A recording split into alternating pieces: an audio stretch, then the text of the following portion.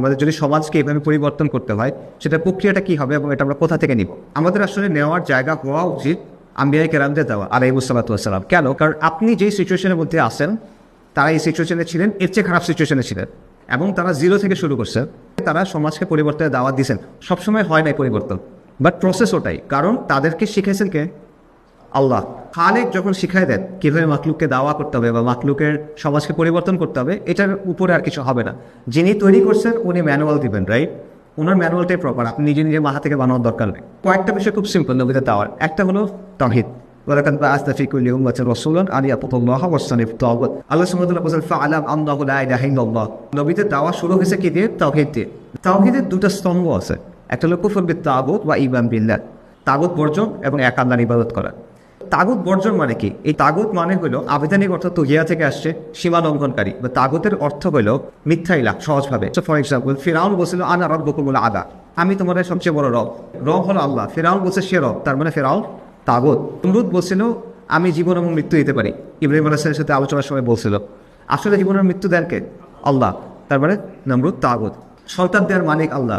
আজকে কোনো পীর বাবা, কবিরাজ, বড়েবার কেউ একজন এসে বলে যে না, আমি ইচ্ছে মতো তোমাদের সন্তান দিতে পারবো, এই অর্থে সে যদি বলে, তখন সে তাগুত, শয়তান তাগুত। একইভাবে মানুষের বানানো যে মূর্তিগুলো আছে, এগুলো তাগুত। বিধানদাতা আল্লাহ। কেউ যদি নিজেকে আল্লাহর পরিবর্তে বিধানদাতা বলে, দিনদাতা বলে, এই বিষয়গুলো কেউ যদি বলে যে এই বিষয়টা আল্লাহ আর কাউকে দেন নাই, তাহলে সে তাগুত। তাগুতের ব্যাখ্যায় ইবনুল কাইয়িমের একটা কথা আছে। ইবনুল কাইয়িমের কথাটা ইম্পর্টেন্ট, কারণ এটা আজকে থেকে প্রায় 700 বছর আগে বলা। এমন না যে উনি এখনকার বাস্তবতা এগুলো বলতেছেন, 700 বছর আগের বাস্তবতাই বলছেন। উনি বলতেছেন যার কারণে বান্দা আল্লাহর সীমা লঙ্ঘন করে তারা প্রত্যেকেই তাগুত। প্রত্যেক কওমের তাগুত হলো জনগণ আল্লাহ ও রাসূল ব্যতীত যার কাছে বিচার এবং ফয়সালা কামনা করে, সে তাগুত। অথবা আল্লাহ ব্যতীত যার ইবাদত করে, সে তাগুত। অথবা আল্লাহর কাছ থেকে কোনো প্রমাণ ছাড়াই যার অনুসরণ করে, কিংবা আল্লাহর আনুগত্য না জেনে যারা আনুগত্য করে, এরা সবাই তাগুত।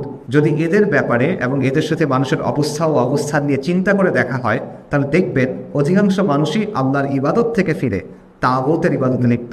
আল্লাহ ও রাসূলের কাছে বিচার ফয়সালা কামনা করার পরিবর্তে তাগুতের কাছে বিচার ফয়সালা কামনা করে অধিকাংশ মানুষ, এবং আল্লাহর আনুগত্য ও রাসূলের আনুগত্যের অনুসরণের পরিবর্তে তাগুতের আনুগত্য এবং তাগুতের অনুসরণ করে।